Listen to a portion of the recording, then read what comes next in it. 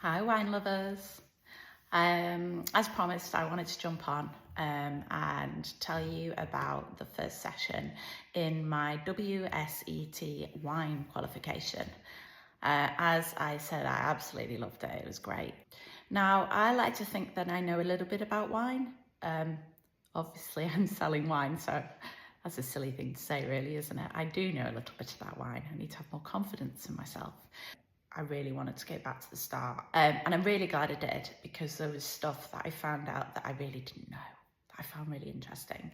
So we started off with the black grape, and we peeled the black grape, and we actually looked at the parts of a grape, which is actually really important to understanding the next bits of the course.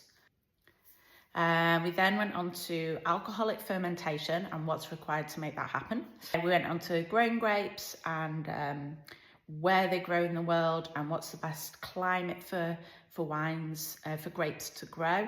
And we looked at which climates produce which types of wine. We touched on that.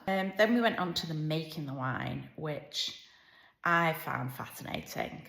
So the process of making white wine, red wine and rosé are all slightly different.